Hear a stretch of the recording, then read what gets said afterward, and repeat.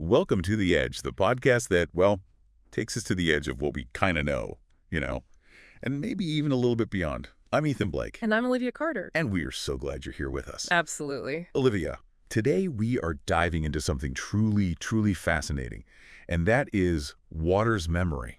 Ooh. We've got a whole bunch of research papers, historical accounts, even some really, really crazy visuals to unpack. I love it. Are you ready to get a little wet? Absolutely.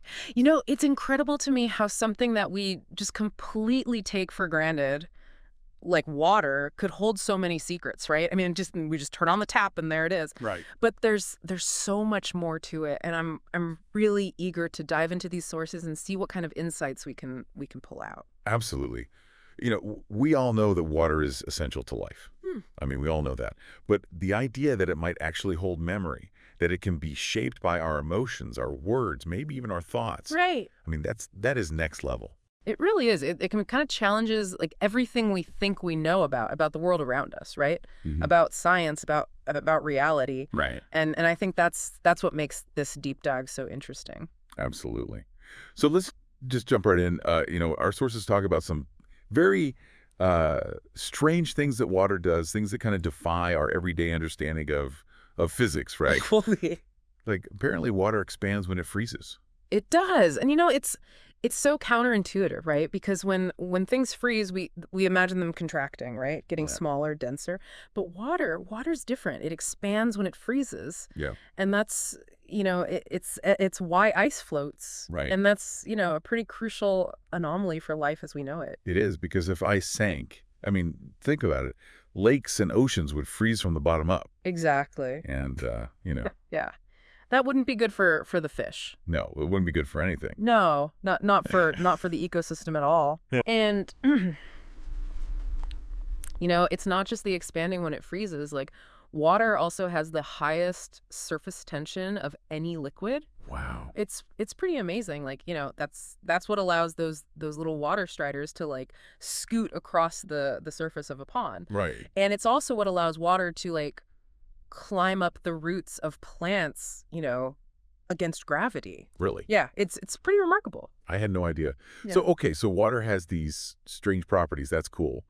But how does that connect to the idea of water having, like memory? Well, these anomalies that we've been talking about, they highlight that water is just far more complex than we typically give it credit for, right? Right. And that complexity, it opens the door to some really fascinating possibilities. Like, for example, the sources that we've been looking at, they describe how water molecules, they form these dynamic groups called clusters. And some scientists, they believe that these clusters can actually hold information, like tiny little imprints of the energy that they've been exposed to. So these water clusters, they're kind of like tiny memory banks within the water itself? Yeah, that's the idea. Like, it's almost like, you can imagine this like cosmic recording system that's constantly like capturing and storing information from the environment. Wow, that's wild. Yeah. So, and I guess that leads us to this idea that our emotions can actually affect the structure of water. That's what some of the research suggests. There's this guy, Professor Korotkov, Okay. who's mentioned in some of our sources, and he's done some experiments that show that when you expose water to positive emotion like love or gratitude, it seems to create these more harmonious, more stable cluster formations. Wait, so you're telling me that love can literally change the way that water molecules are organized? Yeah, that's what his findings suggest. Yeah, and it's supported by other research too. Dr. Emoto, who we'll talk more about later, but he's also shown how different energies like music and even words can visually impact the structure of water crystals. Okay, I gotta admit, I'm finding this a little hard to believe, but I'm also super intrigued. Yeah. Tell me more about these visual experiments. I mean, what did they actually find? Well, Dr. Emoto, he did these experiments where he exposed water to different kinds of music. Okay. And then he would freeze the water and photograph the resulting ice crystals. Wow. And the images they're really striking. Like, for example, the water that was exposed to classical music, it formed these beautiful symmetrical crystals, almost like snowflakes, Go ahead. But when he exposed the water to like heavy metal music, the crystals were totally different. They were distorted and chaotic looking. Wow. So just by playing music, he was able to create these like wildly different structures within the water. I mean, that almost sounds too good to be true. I know. Like, could there be other factors at play here? I mean, how do we know it's really the music Yeah. causing these changes? Those are good questions. And skepticism is definitely warranted. You know, it's important to remember that this is still a relatively new field of research, and there's a lot that we don't understand yet. Hmm. You know, Dr. Emoto's work, it has been criticized for, you know, not always being rigorously scientific. Yeah. But even if we approach it with a healthy dose of skepticism, I think the images themselves are still fascinating. I agree. They really are. And it's not just music, right? You mentioned words having an effect on the water, too. What's that about? Yeah, so Dr. Emoto, he also did these experiments where he exposed water to written words, you know, Wow. both positive and negative words.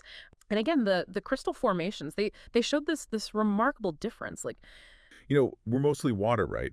So does the structure of the water we drink, does it really matter that much? it's more important than you might think. The film makes a really strong argument for paying attention to water quality.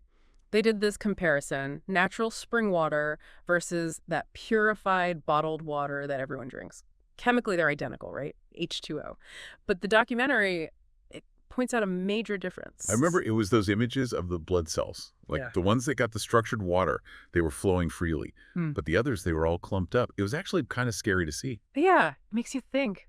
Like that highly processed water most of us get, you know, from the tap, traveling through miles and miles of pipes, it might be missing something. Like the vibrancy and energy you find in natural sources. Think about it like it's like the difference between, I don't know, fresh home-cooked food versus processed fast food. Yeah. Okay, so are you saying we should all ditch the bottled water and just head for the nearest spring? It's not always that easy, but being aware of where your water comes from, the quality, it's crucial. This documentary, Water the Great Mystery, it takes us to a whole other level in this next section.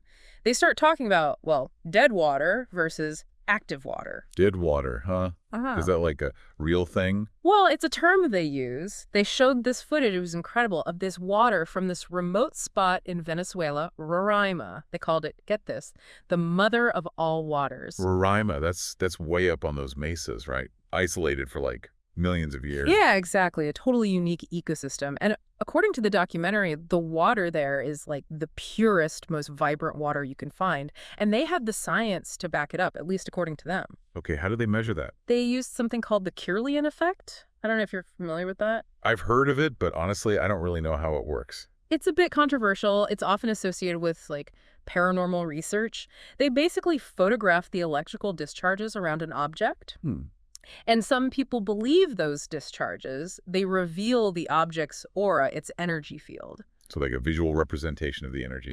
Right. But whether it's a legit scientific tool, well, that's still up for debate. Okay, so back to this Roraima water. What did they find? Well, they claimed it glowed way brighter than normal water, like way brighter. They said it was 40,000 times more active. 40,000 times. That's insane. Right. But I mean, if the Kirlian effect is controversial, should we even be taking that number seriously? Yeah, good point. It's always good to be a little skeptical. But even if we set aside the Kirlian stuff, the documentary makes a really interesting point. They argue that the way water molecules are arranged, the structure, it plays a huge role in its energy and vitality. So we're talking about something beyond just the H2O, the basic chemical formula. Right. The idea is water molecules, they can arrange themselves in all these different ways, and those arrangements, they affect its properties. This active water, they say, it has a different structure, a more coherent one than regular water. Okay, so then what is dead water? Like, what makes it dead? They suggest it's water that's lost its vitality. The structure has been messed up, maybe by pollution or processing, even just being stored in those plastic bottles for too long. Interesting. So like stagnant water versus a flowing stream. Yeah, exactly. And they connected this active water to the people living in Roraima, the indigenous communities there. Oh yeah, they said they live longer, healthier lives, right? Exactly. And they attributed it to the water. It's an interesting connection, but, you know, correlation doesn't always equal causation. There could be other factors involved. Right, of course. But this idea that water's structure affects our health, it ties back to what we were talking about earlier. Water exposed to words like love and gratitude, it formed these really beautiful, harmonious crystals. Oh. But words like hate and anger, they produce these distorted, like fragmented structures. Okay, I have to see this to believe it. Yeah. Are these images in our sources? They are, and they're really worth taking a look at. It's hard to deny, like, the visual impact that they have. Okay, so we're seeing these striking differences in the structure of water crystals when they're exposed to different kinds of energy. Mm. But how does that connect to the idea of water having memory? Is it suggesting that the water is actually remembering the music or the words? That's a question that scientists are still grappling with. But if we consider these clusters, as being capable of storing information, it does raise the possibility that water is recording these experiences in some way. Wow. Okay. My mind is definitely bending a bit here. Mine too, and we're just getting started. Yeah, I know. This is incredible. We've only just scratched the surface of this idea of water's memory, and already it's challenging so many of our assumptions about the world, and we're just getting warmed up. Exactly. And in the next part of our deep dive, we're going to explore some even wilder concepts, like the potential for water to be influenced by prayer, by spiritual practices. Really? Yeah, and its role in shaping global events. Wow. I can't wait to dive into that. Until next time, listeners, keep thinking about that glass of water that you're holding. What if it's listening? What if it's remembering? And what if, just maybe, we can learn to speak its language, Welcome back to The Edge. where we keep pushing the boundaries of what we think we know about the world. And today we are continuing our deep dive into this mind-boggling concept of water's memory. Last time we talked about some of water's bizarre properties and how it might be able to, like store information. Right. Kind of like a cosmic recording device, Yeah. Yeah, we explored how emotions and even music might be able to influence the structure of water molecules. And we saw those incredible pictures of water crystals and how they changed based on the energy they were exposed to. Right, and if you thought that was wild, just wait. Yeah. Buckle up, because we're about to go even deeper. Deeper. How much deeper can we go? Well, today we're going to explore the possibility that water might be sensitive to even more subtle energies like thoughts, intentions, even prayer. Okay, hold on. Prayer. We're going full on mystical now.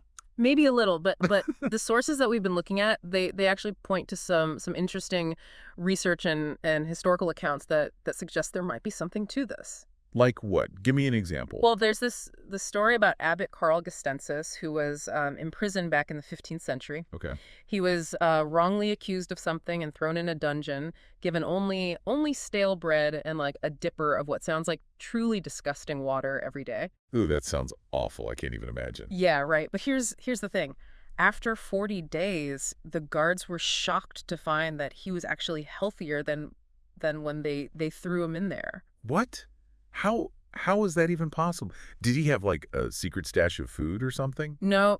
When they interrogated him, he said he had been praying over his water every day, thanking God for his suffering. And he believed that his prayers somehow made the water better. He claimed that after praying, the water would lose its foul taste and odor, and it would actually turn like clear and fresh. Okay, that's a pretty incredible story, but couldn't it just be like a case of mind over matter? Like maybe his belief that the water was better actually made it taste better to him. That's a valid point, but there's other evidence too. Like what?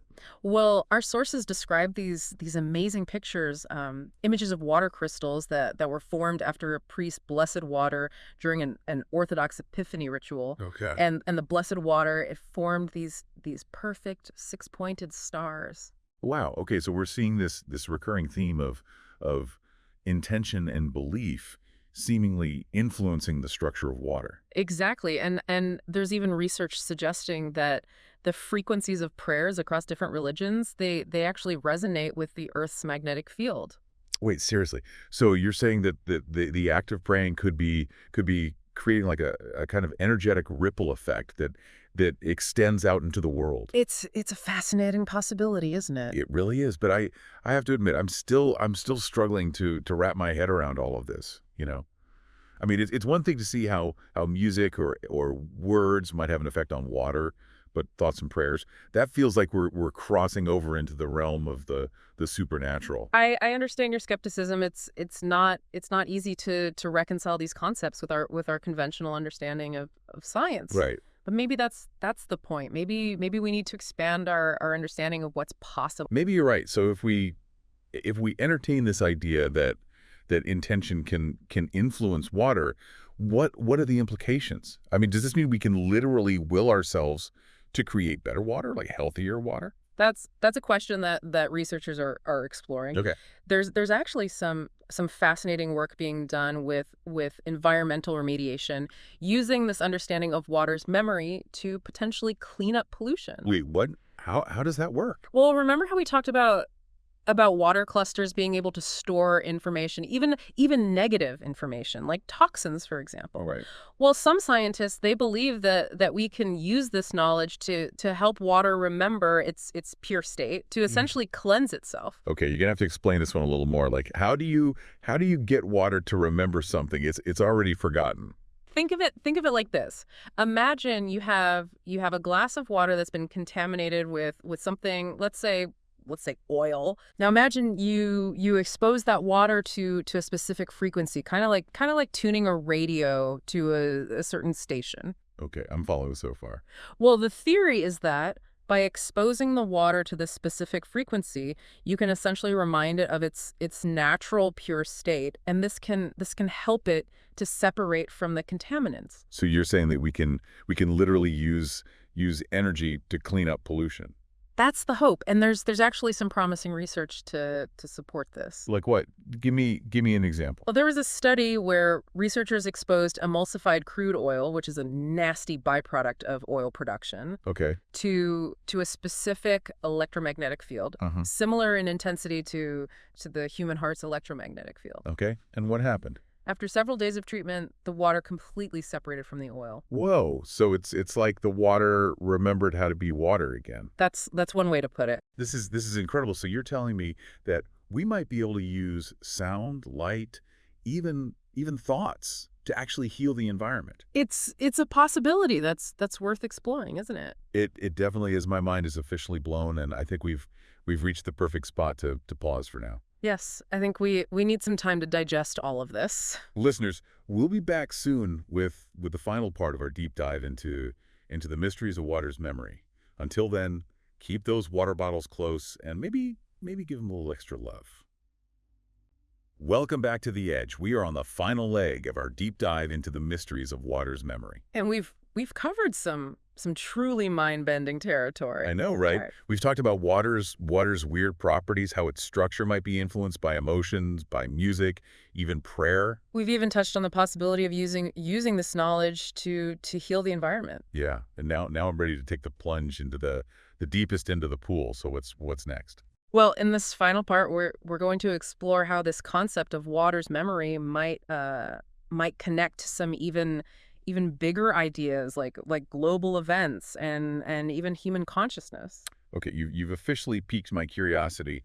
Let's start with global events. I mean, how could water possibly be connected to something that vast? Remember those water clusters we keep talking about? Yeah. The ones that act like tiny little memory banks within the water itself? Right, those clusters might hold information about the energies they've been exposed to. Exactly. Well, some scientists believe that these clusters can be influenced by subtle energies on a global scale, creating ripple effects that impact everything from rainfall to hurricanes. Wait, are you saying that changes in water structure may be caused by collective human emotions or even planetary events could actually trigger shifts in weather patterns? It's a radical idea, but our sources present some intriguing examples. There's a story about a group of meditators who were able to seemingly clear a rainstorm by focusing their intention on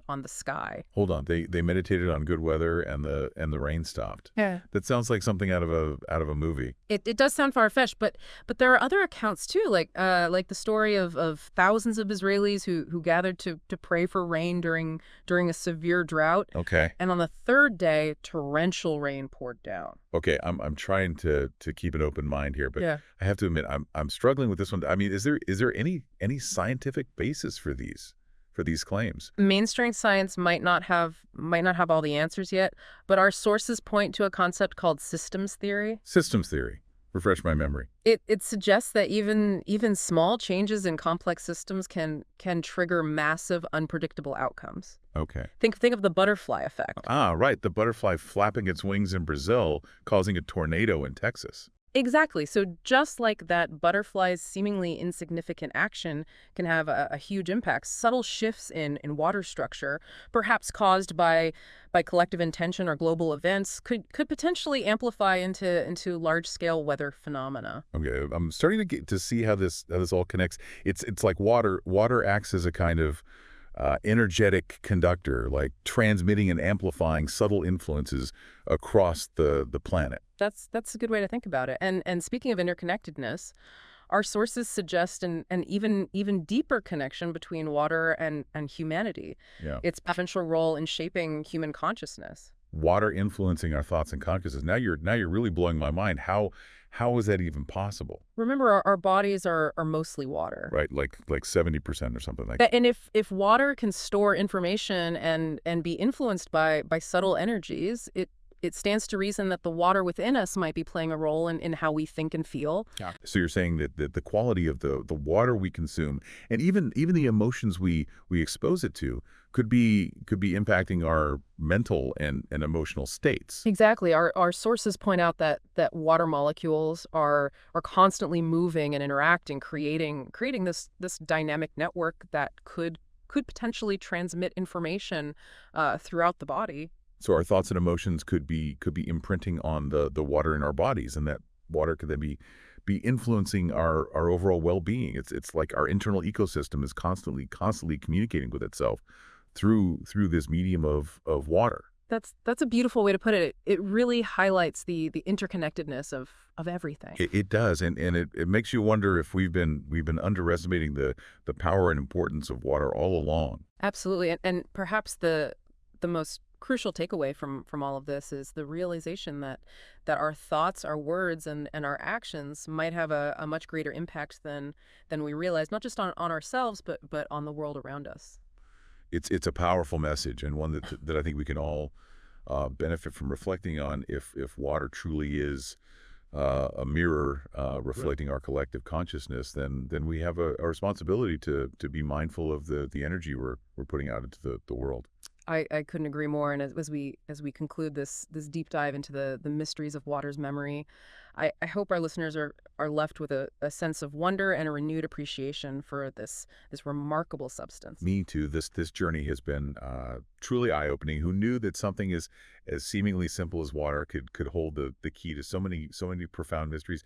It's a reminder that the universe is full of surprises, Yeah. and that there's always more to discover if we're willing to keep an open mind. Well said. And on that note, thank you for joining us on this incredible exploration. Until next time, stay curious, keep exploring, and don't forget to drink plenty of water.